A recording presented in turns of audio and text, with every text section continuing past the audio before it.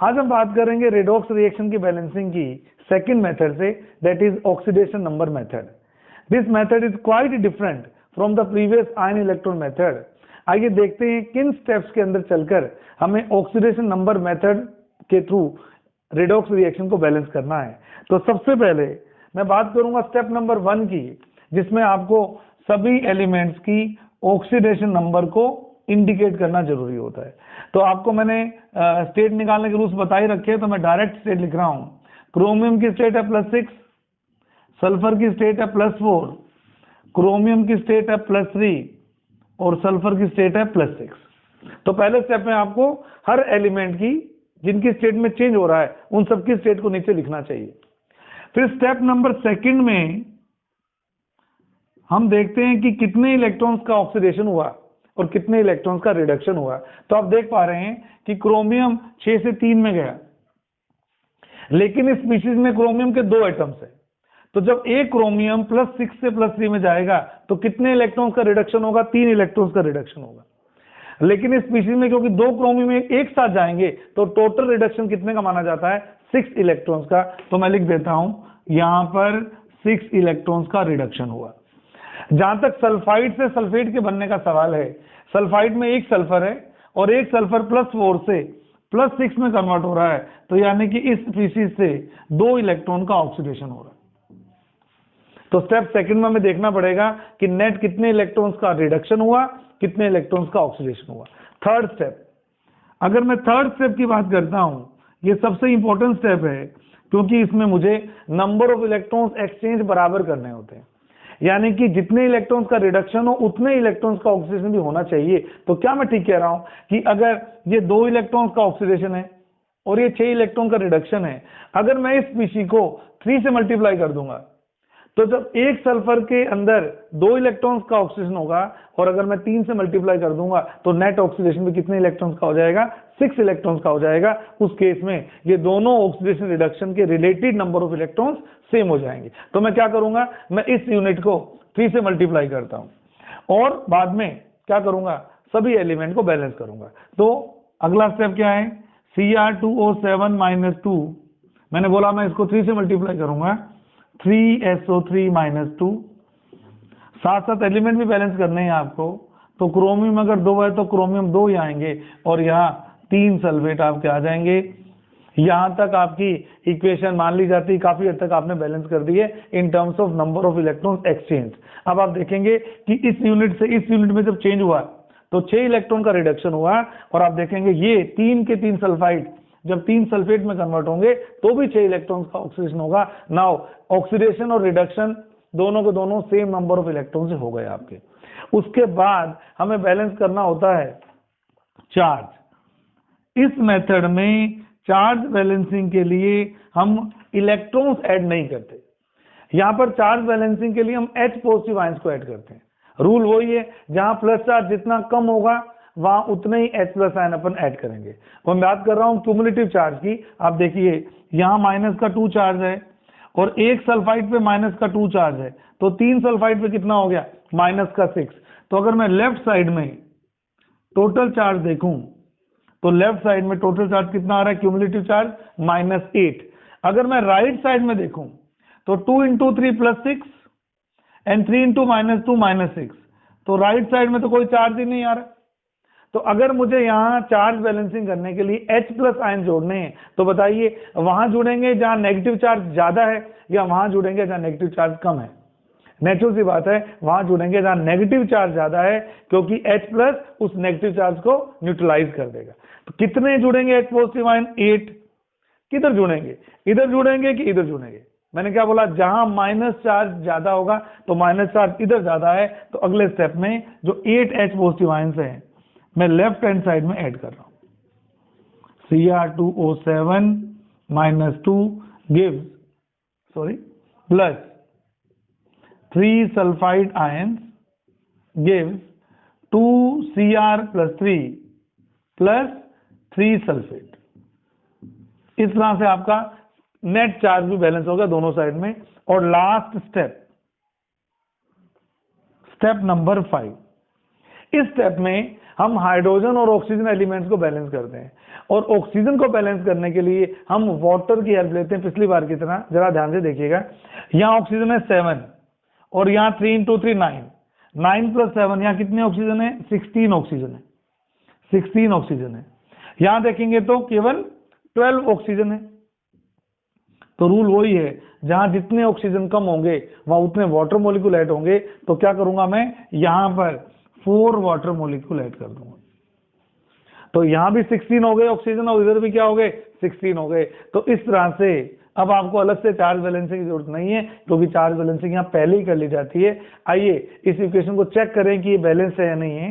Chromium 2 atom, chromium के 2 atom balance, sulphur के 3 atoms, sulphur के 3 एटम्स बैलेंस, ऑक्सीजन के 4 + 12 16, और इधर भी 4 इधर भी 16, और हाइड्रोजन जो हमने बैलेंस नहीं किया ऑटोमेटिकली बैलेंस हो चुका है, 8 H एटम्स हैं, और यहाँ भी 4 × 2 8। यानी कि ये जो इक्वेशन है ये हर लिहाज से एक बैलेंस केमिकल इक्वेशन है। इस तरह से ऑक्सीडेशन नंबर मेथड को यूज करके हम इक्वेशन को बैलेंस कर सकते हैं। आइए इसके दूसरे एग्जांपल पे चलते हैं, थोड़ा फास्ट करेंगे इस बार।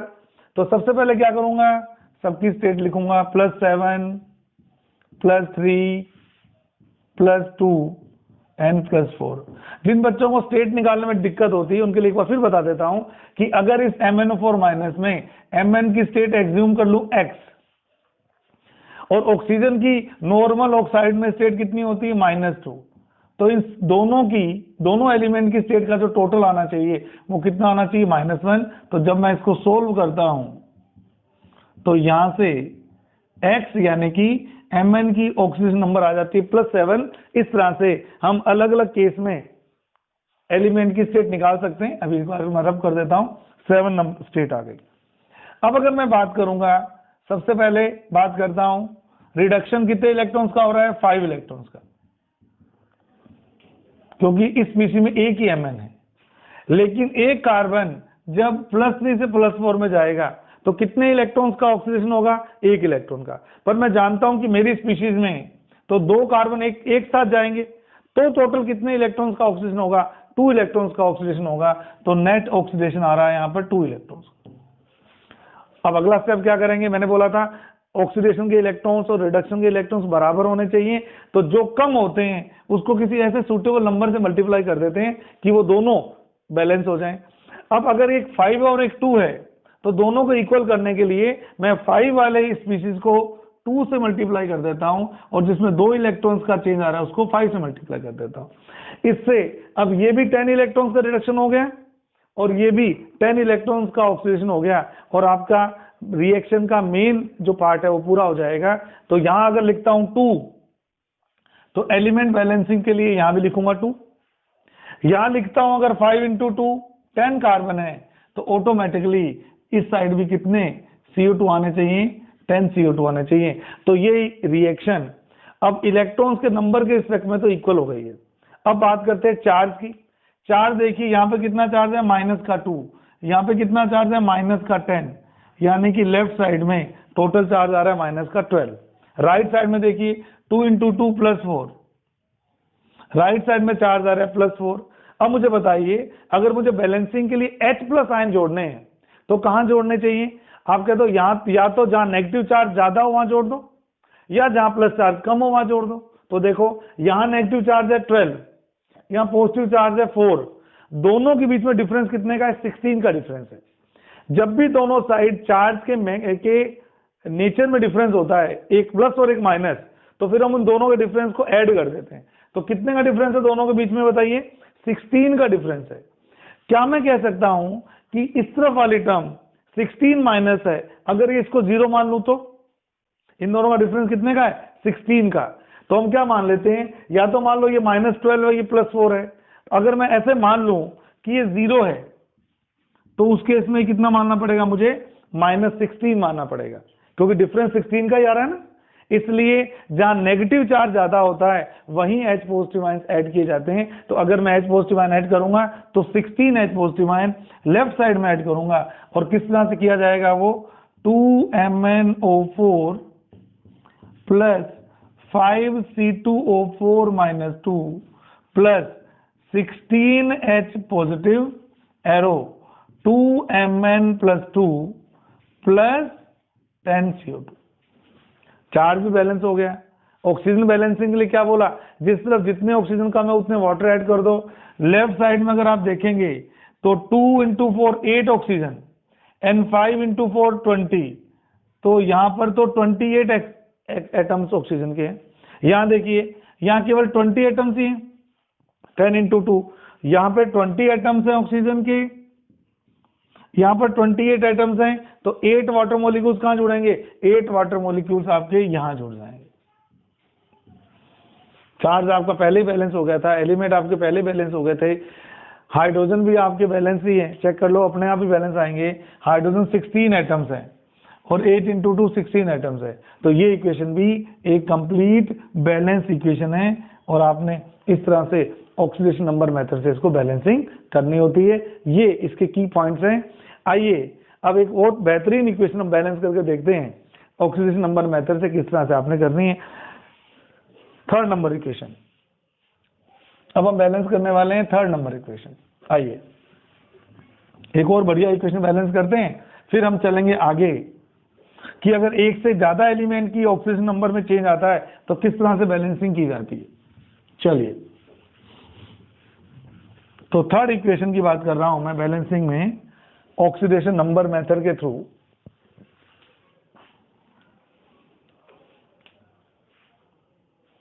N2O4 plus BrO3 minus gives NO3 negative plus Br negative. ये इक्वेशन आपने ऑक्सीडेशन नंबर मेथड से बैलेंस करनी है। अब थोड़ा फास्ट करेंगे। नाइट्रोजन की स्टेट कितनी आ रही है यहाँ पर 4, ब्रोमीन की स्टेट कितनी आ रही है यहाँ पर 5, नाइट्रोजन की स्टेट कितनी होगी यहाँ पर 5 और ब्रोमीन की स्टेट होगी -1। अब मैं क्या कर रहा हूं, मैं देख रहा हूं ऑक्सीडेशन, वैसे तो एक इलेक्ट्रॉन का ही ऑक्सीडेशन है, लेकिन यहाँ पे दोनों नाइट्रोजन एक साथ जाएंगे तो क्यों ना मैं 2 इलेक्ट्रॉन का ही ऑक्सीजन मान लूं। वैसे तो यहाँ अब देखो बच्चों, चार्ज में जब डिफरेंस होता है ना तो इन दोनों को ऐड कर देते हैं, ये +5 और ये -1 है। बताओ दोनों में डिफरेंस कितने का है, 4 का या 6 का? 6 का डिफरेंस है। और अगर 6 का डिफरेंस है रिडक्शन में, एक ही ब्रोमीन गया है, तो मैं क्या बोलता हूं 6 इलेक्ट्रॉन्स का रिडक्शन है। अब मुझे बताइए 2 और 6 को बैलेंस करने के लिए क्या करूंगा, 2 वाली स्पीशीज को 3 से मल्टीप्लाई करूंगा, तो 2 वाली स्पीशीज को मैं 3 से मल्टीप्लाई करूंगा, और जब मैं इसको 3 से मल्टीप्लाई करूंगा तो एलिमेंट बैलेंसिंग के लिए अगर यहाँ 6 नाइट्रोजन आ रहे हैं तो 100% यहाँ भी नाइट्रोजन कितने रहे होंगे, 6 रहे होंगे। तो ये इक्वेशन एलिमेंट के नंबर वाइज और नेट इलेक्ट्रॉन्स के ट्रांसफर वाइज तो बैलेंस हो चुकी है।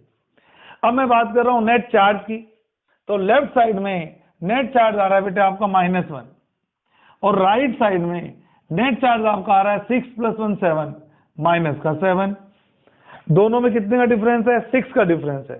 जहां 6 नेगेटिव चार्ज ज्यादा होगा H पॉजिटिव आयन वहीं जुड़ेंगे, तो यहां पर 6 H पॉजिटिव आयन को मैं ऐड करूंगा।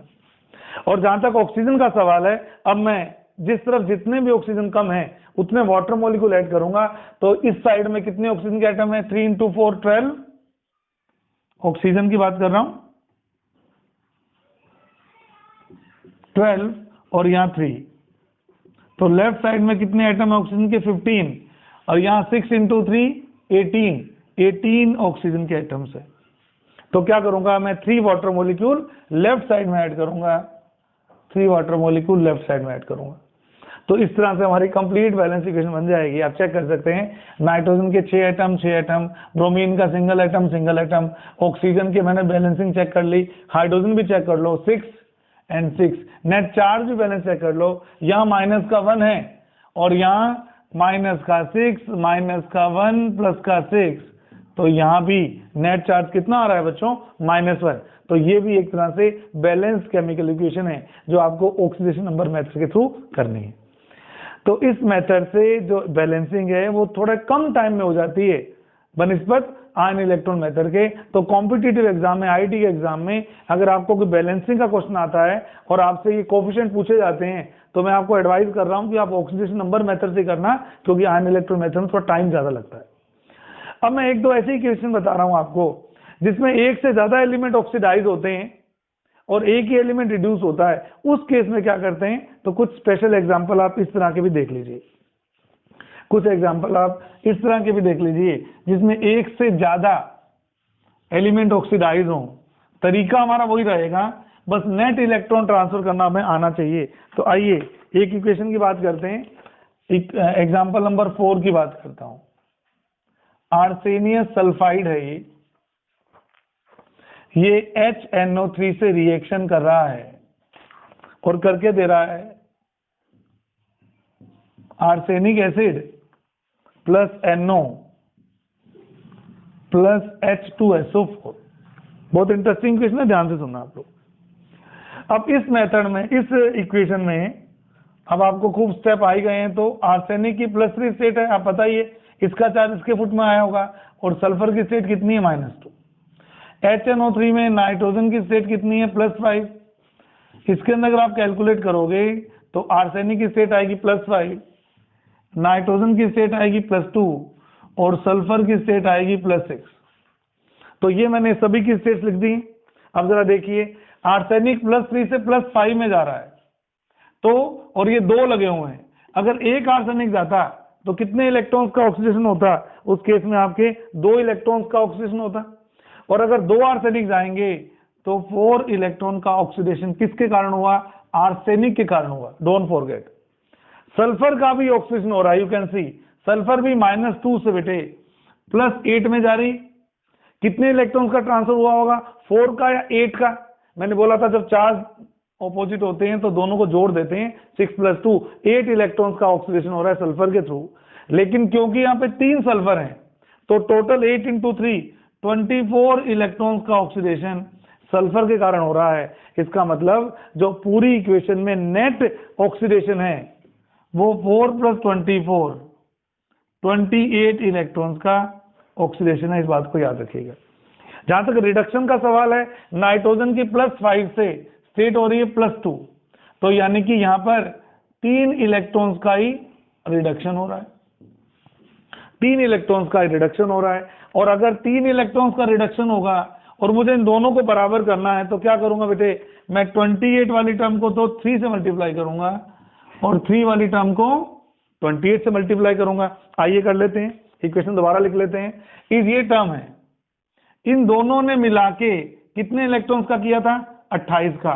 तो इसको तो मैं 3 से मल्टीप्लाई करूंगा, AS2H3 को तो 3 से मल्टीप्लाई करूंगा प्लस, और ये जो टर्म है इसको मैं 28 से मल्टीप्लाई करूंगा। एक चीज मैं पहले ही बता दूं, ये जो मल्टीप्लीकेशन होता है वो रिएक्टेंट के रिस्पेक्ट में किया जाता है हमेशा, और प्रोडक्ट में बैलेंसिंग के बेस पर एटम का नंबर लिखा जाता है। ये 28 क्यों 3 क्यों आया? क्योंकि इस स्पीशीज ने नेट 28 इलेक्ट्रॉन्स का ऑक्सीडेशन किया, तो मैंने 28 वाली टर्म को 3 से मल्टीप्लाई किया और 3 वाली टर्म को 28 से मल्टीप्लाई किया। ये रिएक्टेंट की साइड में देख के करना होता है। प्रोडक्ट साइड में जहां तक एलिमेंट का नंबर का सवाल है तो वो डायरेक्ट ही आ जाएगा, आपको कुछ करना नहीं। तो मैं अगर लिखता हूं, अगर आपने लिखा 3AS2O3 तो नेचुरल सी बात है यहां पर कितने H3ASO4 बनेंगे? 6, क्योंकि मुझे आर्सेनिक तो बराबर ही करने, दोनों तरफ 6 6। ऐसे ही NO, जब नाइट्रोजन के 28 एटम्स यहाँ हैं और प्रोडक्ट साइड में नाइट्रोजन का और कोई सोर्स नहीं है तो 28 ही NO बनेंगे। जहां तक सल्फर का सवाल है, सल्फर के कितने एटम्स आ रहे हैं? 9। तो बट नेचुरल है कि H2SO4 भी कितना होगा आपका? 9 H2SO4 होगा। तो ये इक्वेशन जो है ये इलेक्ट्रॉन के एक्सचेंज के इक्वेशन के रेस्पेक्ट में तो बराबर हो गई है दोनों साइड से। अब अगर मैं चार्ज बैलेंसिंग की बात करता हूं, फॉर्चुनेटली यहाँ चार्ज तो कोई आया ही नहीं, तो चार्ज नहीं आया तो H+ आयन जुड़ने की जरूरत नहीं है। और लास्ट बात करूंगा ऑक्सीजन एटम की बैलेंसिंग की। तो अगर मैं लेफ्ट साइड में ऑक्सीजन के एटम देखता हूं तो 28 × 3 84 एटम ऑक्सीजन के। अगर मैं राइट साइड में देखता हूं तो 6 × 4 24 प्लस 28 प्लस 9 × 4 36, और इसको जब मैं ऐड करता हूं तो 88 आ रहा है। 8 + 6 14, 14 + 4 18, 18 में 8 आ गया 1 4 5 6 7 8 88। अब बताइए किधर वाटर जुड़ेंगे, कितने जुड़ेंगे? यहाँ 84 है, वहाँ 88 है, तो लेफ्ट साइड में आपके 4H2O जुड़ जाएंगे। तो बिना कुछ देखे आप कंफर्मली कह सकते हो कि इक्वेशन आपकी फुल्ली बैलेंस्ड। कैसे है? आर्सेनिक 6 6, सल्फर 9 9, ऑक्सीजन 88 88 और हाइड्रोजन ऑटोमेटिकली बैलेंस हो चुके होंगे। हाइड्रोजन कितने यहाँ पर 8, 4 × 2 8 + 28, हाइड्रोजन के कितने आइटम्स हैं? 36 लेफ्ट साइड में। राइट साइड में देखिए 3 × 6 18, हाइड्रोजन की बात कर रहा हूं, और 18 और 18 कितने होते हैं? 36। तो इस तरह से आपकी पूरी इक्वेशन बैलेंस है, और ये हम ऑक्सीडेशन मेथड से, नंबर मेथड से बिल्कुल आराम से 2 या 2 से ज्यादा एलिमेंट की बैलेंसिंग भी आराम से कर सकते हैं। It is all about the balancing of redox reactions by oxidation number method. Thank you so much.